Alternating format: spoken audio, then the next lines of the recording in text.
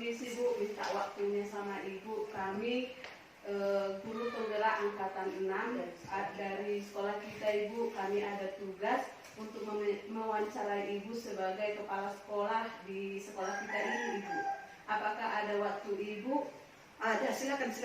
Terima kasih Bu. Ini Bu, dalam tugas kami ini kami diminta untuk mewawancarai pimpinan kami Ibu dalam menyelesaikan beberapa permasalahan yang mungkin Ibu hadapi di sekolah kita ini. Jadi kami di sini Ibu sebagai CGP mewawancarai Ibu selaku pimpinan kami. Kira-kira bagaimana nanti Ibu dalam menghadapi kasus-kasus dilema etika yang Ibu hadapi di sekolah kita ini Bu.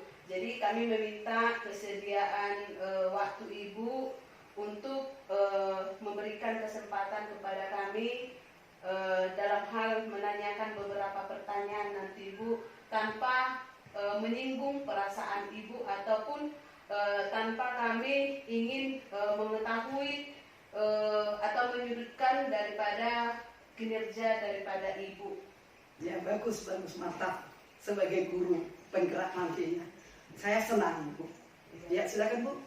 Ya, pertanyaan yang pertama Bu ya, selama ini Ibu sebagai pimpinan kami tentunya banyak sekali kasus-kasus yang dilema etika yang Ibu hadapi. Nah, kira-kira bagaimana Ibu mengidentifikasi kasus-kasus tersebut Ibu?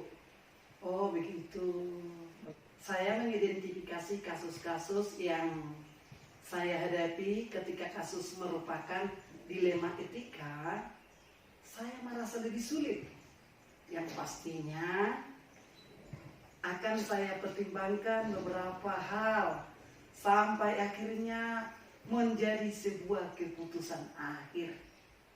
Saya membuat catatan harian Bu, catatan pribadi sebagai bahan pertimbangan jika nantinya ada kasus atau permasalahan yang terjadi. Ibu membuat catatan-catatan harian ya Bu ya mengenai daripada kegiatan-kegiatan yang ada di antara guru, di antara kami, baik pun di antara siswa, kira-kira begitu ya Bu ya. Iyalah Bu. Ibu sebelumnya kan tadi Ibu sudah membuatkan untuk catatan-catatan bahwasannya Ibu ada catatan khusus tentang kasus-kasus yang ada di sekolah ini. Nah, untuk berikutnya Bu, selama ini yang sudah Ibu jalankan, bagaimana kira-kira Ibu mengambil keputusan di sekolah itu atau di sekolah kita ini terhadap kasus tersebut, di mana mungkin kasus yang ada itu kami rasa benar, menurut Ibu juga benar. Kira-kira bagaimana Ibu mengambil keputusan itu supaya tidak artinya keputusan yang Ibu ambil itu mengandung nilai-nilai kebajikan yang ada. Saya sebagai kepala sekolah akan mengutamakan permasalahan dengan mempertimbangkan hal-hal seperti keadilan. Kita itu harus adil Bu ya. Ya, jangan ada di antara kita ya, kalau nanti Ibu jadi kepala sekolah, jangan Ibu nanti ya ada aplikasi perlu keadilan ya, karena itu sama semua anak kita ya Bu ya. Iya. Jadi tanggung jawab ya, kita perhatikan tanggung jawab anak itu. Bagaimana sebenarnya tanggung jawabnya? Kemudian jujur, kejujuran ini perlu sekali Bu. Karena apapun ceritanya, ya mulai dari anak didik kita ini harus kita bentuk bahwa mereka itu harus bersifat jujur. Ya, nanti kalau jujur dia, apapun yang dia lakukan nantinya pasti berhasil. Ya Bu ya. Yang kemudian integritas. Bagaimana integritasnya? Apakah cocok integritasnya itu memang seorang pelajar? Ya, jadi boleh kita perhatikan Ibu dari ya, sifat kepribadiannya itu boleh ya, apakah dia mempunyai integritas yang bagus ya Bu ya. Bagaimana kasih sayangnya terhadap sesamanya, baik antar siswa apalagi sama kita gurunya ya Bu ya. Percaya diri, tadi percaya dirinya harus tinggi, percaya dirinya memang dia bisa Boleh saja dia bimbang, Bu. Jadi orang yang seperti ini, mari kita latih dia, kita rubah dulu dia supaya percaya dirinya tinggi. Kalau ya, Bu ya. Yang kemudian kesabaran dan komitmen. Di sini dituntut memang perlu kesabaran. Kalau kita perhatikan, apakah anak kita itu mempunyai komitmen? Jadi kira-kira gitu, Bu. Oke, baik Bu. Berarti dalam mengambil keputusan tentang kasus-kasus yang ada di sekolah ini, berarti Ibu terlebih dahulu memikirkan atau membandingkan nilai-nilai kebajikan tadi. Artinya Ibu pertimbangkan dari segi sikap si anak, keadilannya, tanggung jawab si anak, juga jujur, integritas, kasih sayangnya, dan juga komitmen mereka semua. Berarti sudah sangat bagus pengambilan keputusan yang Ibu laksanakan di sekolah kita ini. Semoga kedepannya ini semua dapat terus berlanjut demi kebaikan sekolah kita, Ibu. Iya, Bu. Baik, Ibu. Pertanyaan yang berikutnya, Ibu. Kira-kira langkah-langkah atau prosedur apa yang biasanya Ibu lakukan dalam mengambil suatu keputusan itu? Mengumpulkan informasi yang relevan termasuk catatan harian pribadi saya. Karena tadi saya membuat catatan harian. Jadi yang kedua, mempertimbangkan bukti yang sudah saya dapatkan dari berbagai sumber. Karena saya, Bu, tidak mau hanya menerima pendapat, menerima informasi dan hanya dari satu sumber. Jadi ya saya ambil dari sana sumber, saya ambil dari sana, saya padukan. Maka itu ya baru saya analisa bagaimana sumber dari sana mana yang sebagai pertengahannya lah yang saya ambil, Bu. Identifikasi keputusan yang akan saya ambil nantinya, karena udah saya saring dari sana tadi ya, dari sana sumber dari sana saya saring ya, maka saya dapatkan dari berbagai sumber ya informasi itu, maka saya ambil dari satu keputusan. Yang berikut, saya meninjau kembali apakah keputusan tersebut berpengaruh baik atau buruk. Kalau kira-kira baik dia, ya saya jalankan. Kalau buruk dia, ya saya pilih yang paling baik. Begitu, Bu. Ya, jadi dalam hal Ibu mengambil suatu keputusan itu, kami lihat dari langkah-langkah yang Ibu buat ini sudah sangat bagus, Ibu.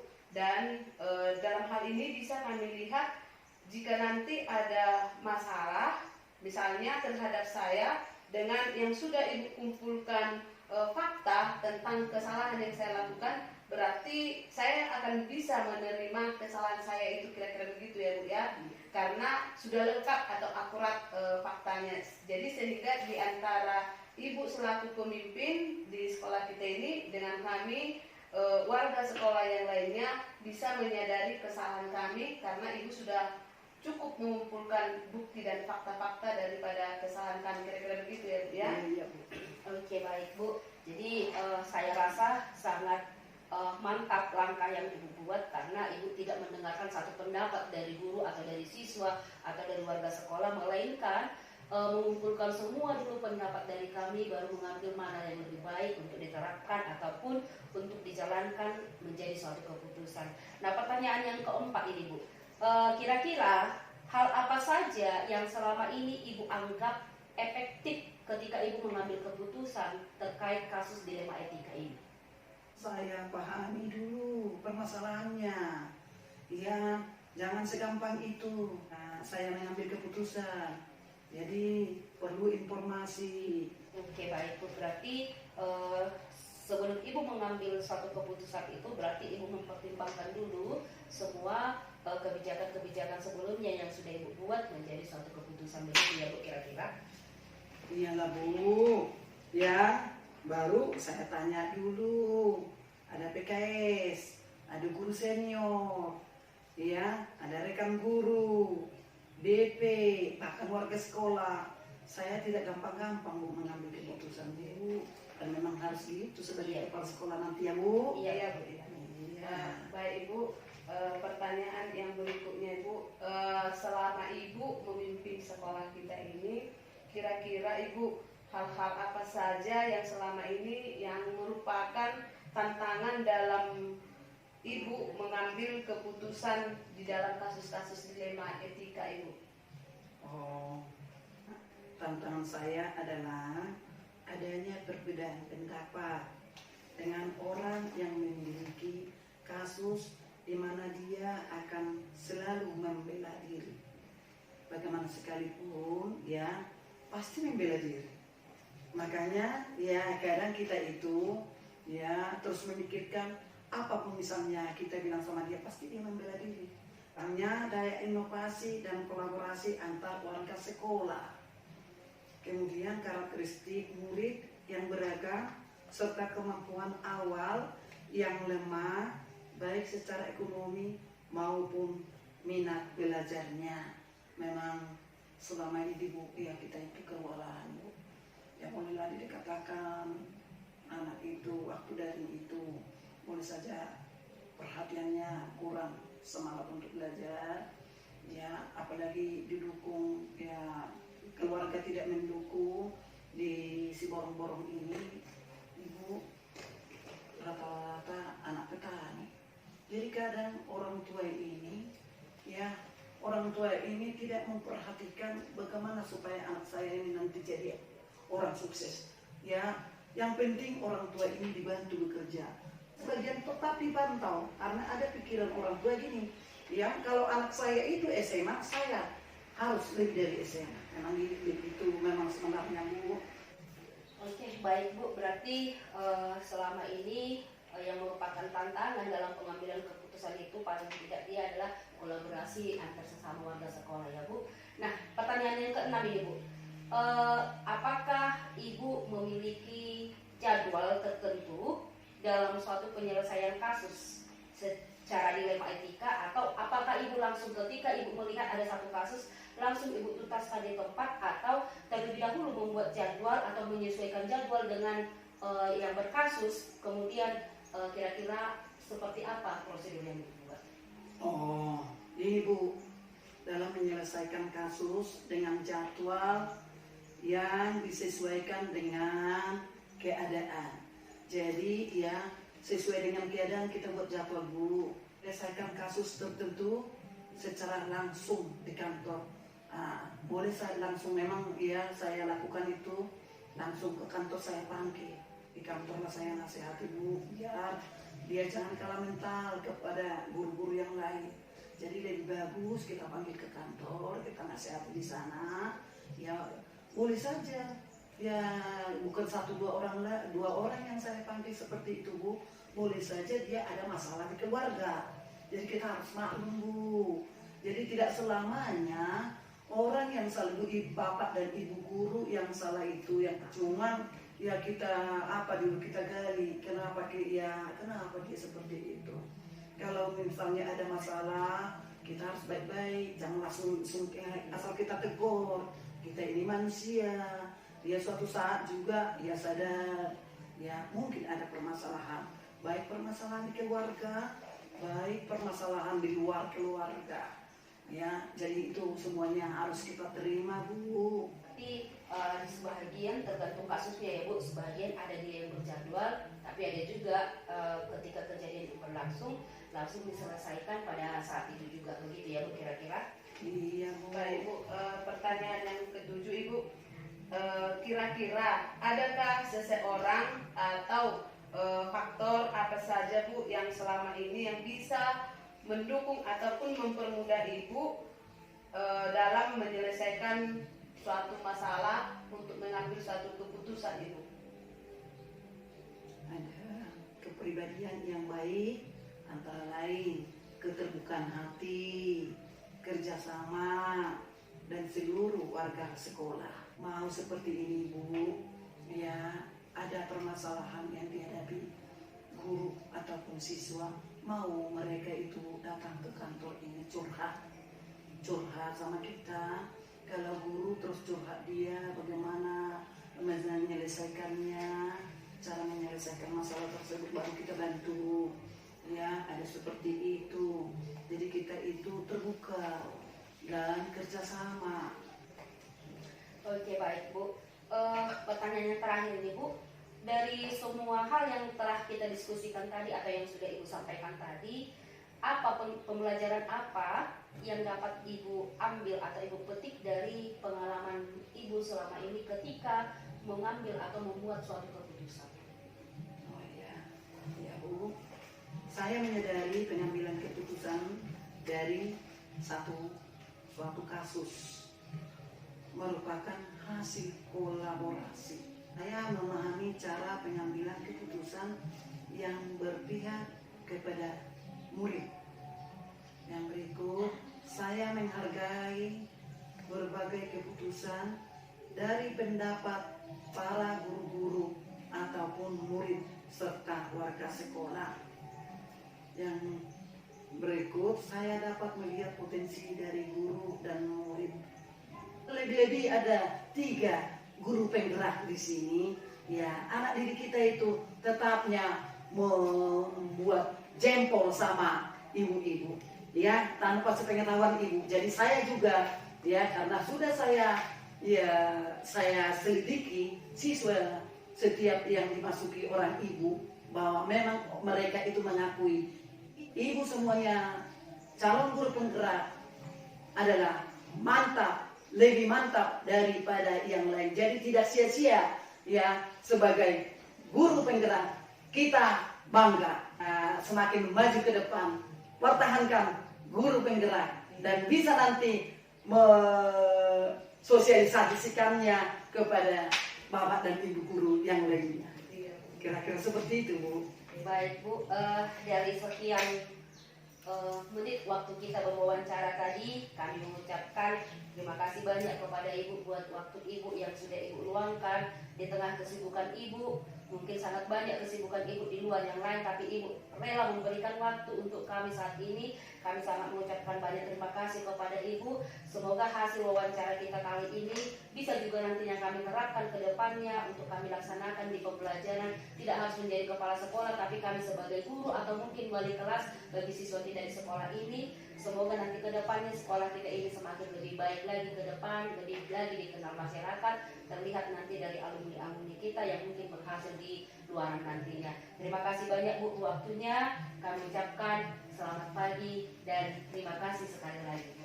Dan saya berharap ya, di SMA Negeri 2 ini penggerak harus memang benar-benar ya lebih maju nanti SMA kita. Saya percaya ya.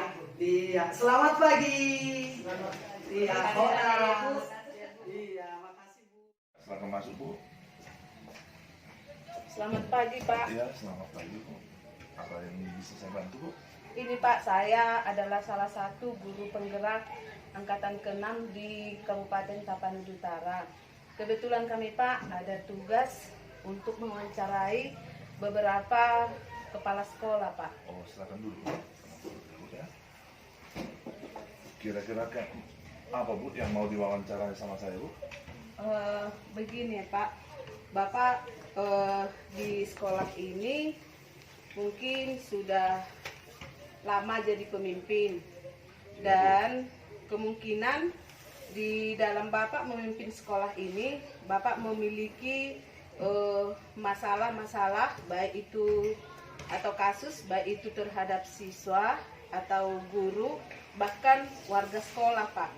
Nah jadi dalam tugas kami ini Pak, kami mau mewawancarai Bapak. Saya harap Bapak tidak keberatan Pak. Oh silakan Bu, silakan Bu. Baik Pak, terima kasih Pak atas kesediaan Bapak untuk saya wawancarai. Yang pertama Pak, pertanyaannya di sini yang diberikan kepada kami, bagaimana Bapak selama ini dapat mengidentifikasi kasus-kasus yang merupakan dilema etika ataupun bujukan moral yang ada di sekolah Bapak, Pak. Oh, terima kasih Bu. Jadi saya untuk mengidentifikasi masalah seperti itu Bu, di dalam program kerja saya membuat suatu program kerja. Setelah saya susun, maka saya buat ada agenda, Bu, agenda kerja saya. Di agenda kerja ini lalu saya membuat catatan-catatan apakah program kerja saya terlaksana, apakah ada guru yang bermasalah, apakah ada siswa yang bermasalah, sehingga Bu, kita dapat melihat dengan jelas dan dengan sesuai dengan fakta seseorang itu punya masalah. Contohnya Bu seperti ini, sering masalah saya hadapi di sini, masalah ya anak-anak Bu ya, anak-anak yang selalu bermasalah kepada guru. Contohnya terkadang anak ini katanya malas belajar lah, kurang rapi lah, nah kemudian jarang masuk lah, sehingga datang guru, udah si anak ini mau nggak Pak dipindahkan aja, bikin repot gitu. Jadi itulah yang sering. Jadi itu kita catat, siapalah kita catat, oh guru baru kita lihat. Nah seperti itu. Oh, jadi di dalam kepemimpinan Bapak buat dulu program kerjanya, kemudian agenda kerjanya. Jika ada kesalahan yang dilakukan si siswa ataupun si guru, Bapak catatkan di dalam agenda kerja tadi. Begitu ya kan Pak? Baik Pak, untuk pertanyaan yang berikutnya. Nah, selama Bapak menjadi pemimpin, terutama di sekolah ini, kira-kira bagaimana Bapak menjalankan untuk pengambilan keputusan di sekolah Bapak yang pimpin ini, terutama untuk kasus-kasus di mana ada dua kepentingan yang sama-sama atau sama-sama mengandung nilai kebajikan. Nah, untuk mengambil keputusan seperti itu, saya lihat dulu catatan saya. Setelah saya lihat, maka saya juga cari masalahnya. Nah, kalau masalahnya itu sudah urgent, maka kita akan adakan bimbingan Bu kepada. Jadi melihat masalahnya, kalau dia sudah urgent, maka kita harus berikan bimbingan seperti itu. Oh begitu ya Pak ya. Jadi setelah masalah itu urgent, barulah Bapak tadi memanggil atau membimbing daripada yang bermasalah. Nah kemudian yang berikutnya Pak, kira-kira langkah-langkah apa yang biasa Bapak lakukan untuk menghadapi kasus-kasus di sekolah Bapak ini? Nah, saya untuk menyelesaikan masalah seperti ini, maka saya lihat dulu catatan saya Bu ya. Kemudian setelah saya lihat catatan saya cari lagi catatan pendukung, atau saya tanya lagi guru-guru yang punya masalah sama si anak, apa masalahnya, ya kan? Jadi kita lihat di sana, maka seorang anak yang memang ada masalah itu, maka kita bimbing nanti, kita panggil, kita bina agar jangan melakukan kesalahan. Jadi kita harus lihat dulu Bu catatannya, udah berulang kali kah, sudah bermasalah sering kah, apakah memang bisa masih dimaafkan kah. Nah kalau memang masalahnya itu sudah keterlaluan, guru-guru juga tidak senang atau sudah mengganggu anak-anak juga, maka ini harus kita beri bimbingan secara khusus Bu. Kita panggil lah dia seperti itu. Oh begitu ya Pak. Jadi Bapak yang langsung memanggil si siswa tadi, atau memang nggak ada guru pembimbingnya Pak? Nah, kalau udah sampai ke kepala sekolah, itu biasanya kan Bu, siswa yang masalahnya sudah di luar kemampuan atau tidak boleh lagi diselesaikan oleh secara pribadi atau Oleh secara si guru begitu ya, bimbingan, Pak, ya? bimbingan juga. Baru itu umumnya Bu, kalau masalah si anak yang udah sampai kepada kepala sekolah. Oh kira-kira begitu ya Pak. Kemudian Pak, kira-kira hal-hal apa saja yang selama ini Bapak anggap efektif dalam pengambilan keputusan terhadap masalah-masalah dilema etika tersebut, Pak? Nah, untuk menyelesaikan kasus anak yang efektif saya buat, saya minta dulu catatan daripada kehadiran atau wali kelas, apakah sudah memberikan bimbingan, kemudian ke bimbing, baru saya tanya guru-guru senior yang masuk, baru saya tanya lagi anak-anak yang teman sekolah, teman sebayanya, teman sekelasnya, saya cari dia permasalahannya, seperti itu Bu. Jadi nanti setelah saya kumpul permasalahannya saya beri catatan. Nah, dengan ada catatan ini, waktu dia kita bimbing, maka ini akan kita bacakan seperti itu Bu. Oh, jadi kalau saya lihat dari cara Bapak mengatasinya atau mengambil daripada suatu tindakan terhadap kasus etika ini, Bapak berarti mengumpulkan dulu fakta-fakta Iya, ataupun betul, data-data betul. begitu ya Pak ya, Iya, supaya si anak tadi mengetahui di mana letak kesalahannya, baik pun nanti orang tuanya, kira-kira begitu ya Pak ya. Kemudian Pak, kira-kira hal-hal apa saja yang selama ini yang merupakan tantangan terhadap Bapak dalam mengambil keputusan pada kasus-kasus dilema etika tersebut, Pak? Nah, kalau masalah si anak ini selalu Bu, ada tantangan itu dari orang tua Bu. Orang tua itu sering menyatakan, kalau kami itu Pak bisa jadi guru, ngapain kita sekolahkan anak kami? Jadi orang tua itu selalu membela diri tentang persoalan anaknya. Terkadang kita maklum lah Bu ya, bisa-bisa juga itu kita pahami. Jadi orang tua tidak mau anaknya memang tidak sekolah, tapi orang tua memang ada kelemahan, tidak bisa menyelesaikan atau membimbing anaknya. Karena umumnya orang tua kan Bu bekerja untuk mencari nafkah. Jadi memang orang tua zaman sekarang di lokasi sekolah saya ini memang orang tua di dalam hal pendidikan, pembinaan kurang, namanya pun desa-desa ya Bu ya. Seperti itulah Bu. Jadi berarti tantangan Bapak dalam kasus di sekolah ini terhadap siswa itu adalah terletak pada orang tua ya Pak ya. Iya Bu. Mudah-mudahan kedepannya Pak itu bisa ada kerjasama dengan orang tua siswa dalam menghadapi tantangan yang Bapak hadapi ini. Nah kemudian Pak, apakah Bapak memiliki sebuah jadwal tertentu dalam menyelesaikan kasus dilema etika? Apakah Bapak juga langsung menyelesaikan di tempat saat kejadian tersebut, ataukah Bapak memiliki sebuah jadwal untuk menyelesaikannya, baik itu dalam bentuk prosedur, kira-kira seperti apa Bapak Nah, jalankan? kalau jadwal tertentu tidak ada Bu ya, tidak ada. Tapi seperti yang saya katakan tadi semula, apabila dia sudah urgent, guru-guru juga sudah mengalah, siswa terganggu, maka dengan pihak BB, ya BB, wakil kepala sekolah dan wali kelas, kita kerjasama menentukan jadwal bagaimana menyelesaikan si anak dengan memanggil orang tua dan memberikan arahan, memberikan catatan-catatan kesalahan, sehingga ada keputusan Bu.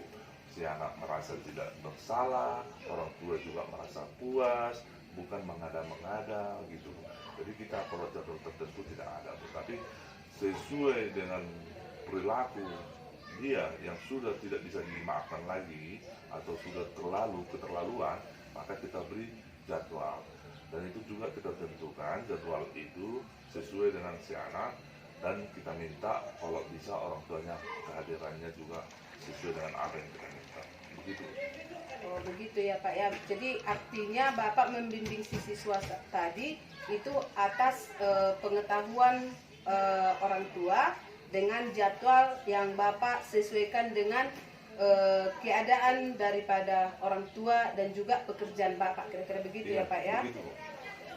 Baik Pak, kira-kira adakah seseorang atau faktor-faktor yang selama ini bisa mempermudah ataupun membantu Bapak dalam pengambilan keputusan untuk menyelesaikan kasus-kasus dilema etika tadi Pak?